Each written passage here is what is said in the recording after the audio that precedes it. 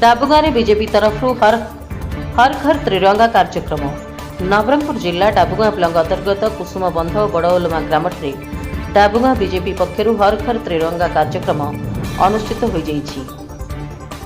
स्वाधीन भारतर 78तम स्वाधीनता दिवस पालन अवसर में मोदीजी आह्वान क्रमे अगस्ट 13 तारिख रु अगस्ट 15 तारिख पर्यंत प्रत्येक घरे त्रिरंगा पताका लगाई कार्यक्रम सफल करने नहीं बीजेपी तरफ सचेतन करा जाइछि।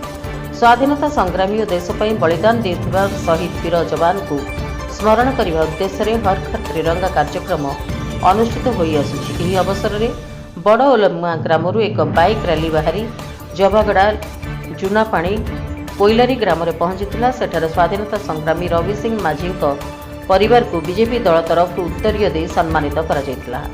सेहीपरि कुसुमबंध ग्राम में एक बाइक रैली बाहरी ग्राम परिक्रमा करने सह स्वाधीनता संग्रामी सन्नू माझी परिवार को उत्तरीय दे सम्मानित करा जायतिला।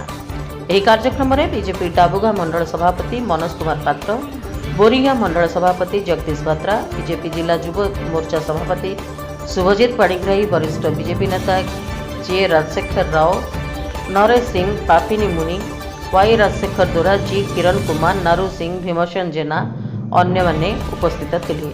डाबुगांव दुर्गा प्रसाद खुंटिया रिपोर्ट, रिपब्लिक ओडिशा, साधारण लोकों स्वर।